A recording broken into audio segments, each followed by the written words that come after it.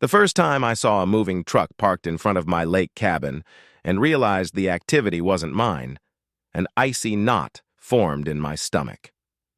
This wasn't some small neighbor misunderstanding or a dumb clerical error. This was outright theft, dressed up in HOA letterhead. The mastermind? A petty, power-drunk HOA president named Karen, who somehow handed my lakefront cabin to her daughter without notifying me, without a sale, without any legal shred of authority. She treated it like she was loaning out a folding chair. Let me rewind. The cabin came to me from my grandfather. It was a perfect little place. 2 bedrooms, a water view, a tiny dock tucked into a gated lakeside community where the HOA's job, in theory, was to keep things orderly. Instead, Karen ran the association like her own private kingdom. People tiptoed around her. I kept my distance. I didn't live there year-round. I stopped by every few months to fish, unwind, and keep the place in decent shape. Mortgage? Paid off. Taxes? Current. I even installed cameras because I value peace of mind. None of that mattered to her. Then one Saturday, I hauled up stain and brushes and found movers carrying boxes into my living room. A woman in her 20s I had never seen before was directing the crew like she'd been handed the keys. When I asked what on earth was happening, she shrugged and said, "My mom said I could have it. She's the HOA president." My pulse spiked. I told her in no uncertain terms that I owned the property and that I had the title. She rolled her eyes and told me to take it up with Karen, so I marched across the gated lane to Karen's house. She answered as if she'd been expecting me, arms folded, smug as a cat. "You've been gone more than 6 months," she said with contempt. "We declared it abandoned and reassigned it." Reassigned? As if my home were a neglected mailbox. The police? Worthless. Civil matter, they said. So the next day I filed for an emergency injunction.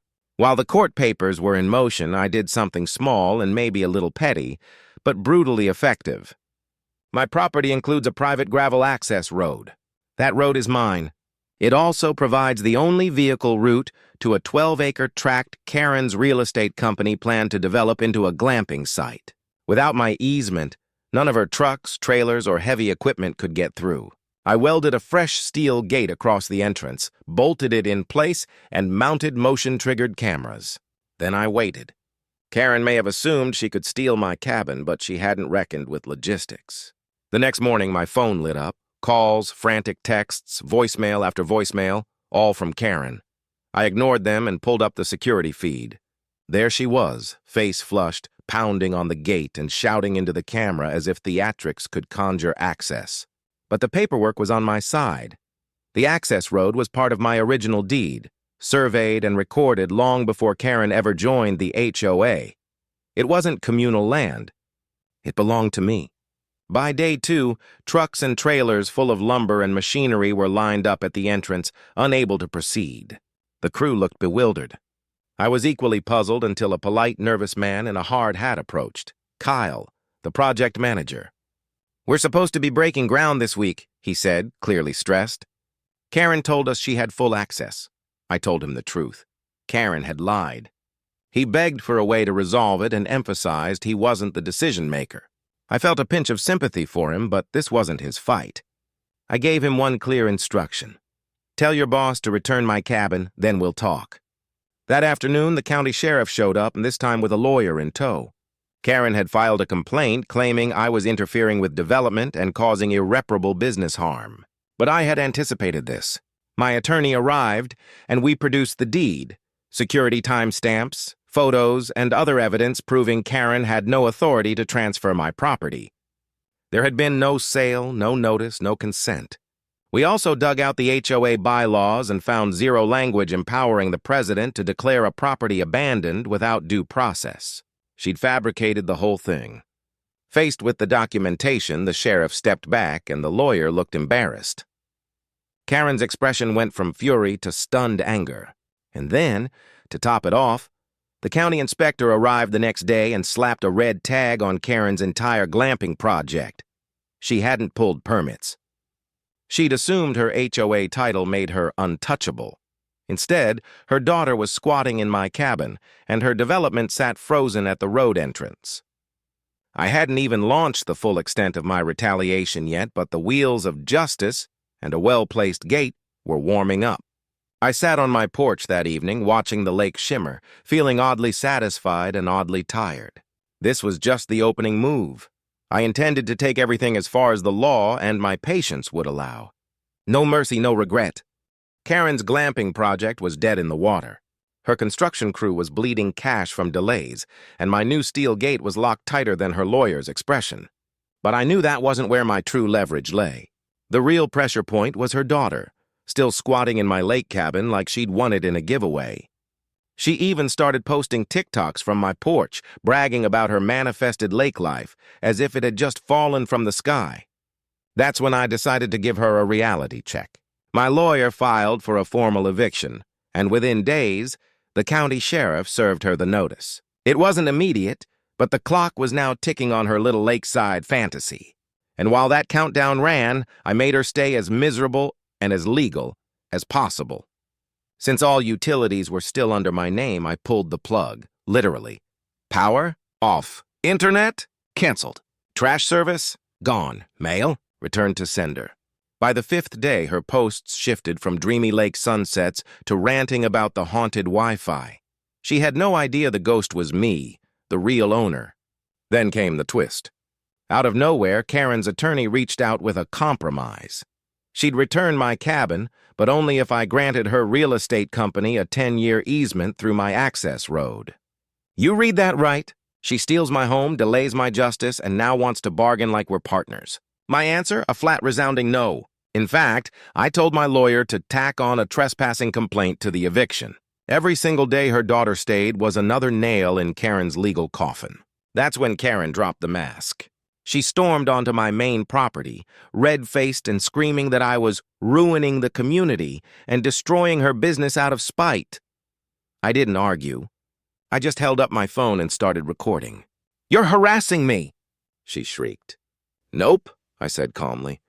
"I'm documenting," and then I sent that footage straight to the HOA board, along with a list of her violations: abuse of authority, illegal reassignment of property, using HOA resources for personal gain, and harassment of a resident. The reaction was instant. 2 board members replied within hours.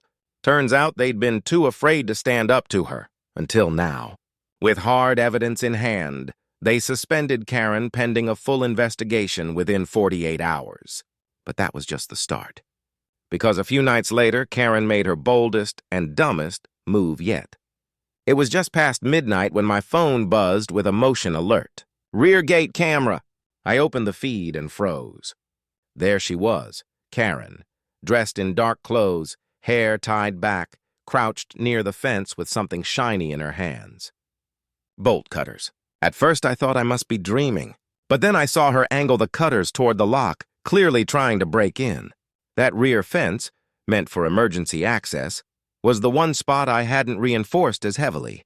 I guess she thought she'd found a weak point. What she didn't know was that I'd recently upgraded every camera to night vision. So I had it all: crystal clear footage of her tampering with the lock, climbing halfway up the fence, then stumbling down in frustration.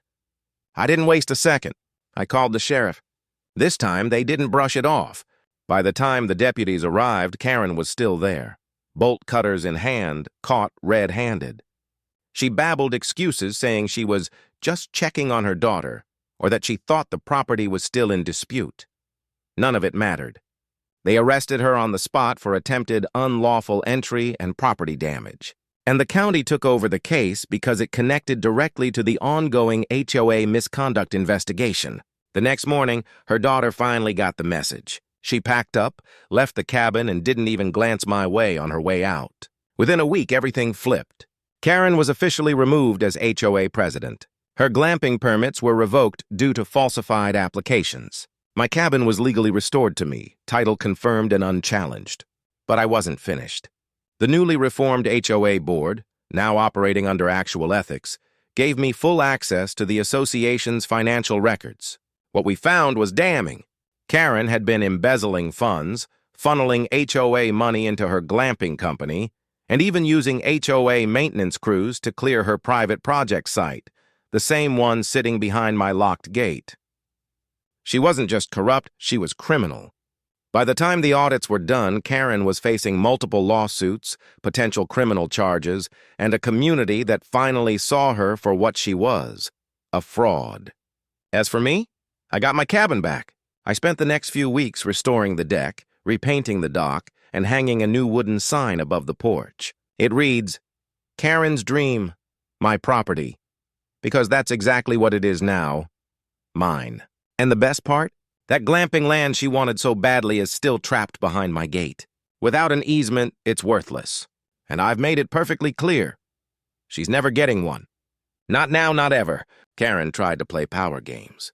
She tried to bend the system to her will. But in the end, karma came knocking with a warrant, and I got my peace, my justice, and my Lakeview back. If you think Karen got what she deserved, smash that like button. Got your own wild HOA story? Drop it in the comments. I read everyone. And don't forget to subscribe for more savage stories, where karma comes with a lock, a gate, and absolutely zero mercy.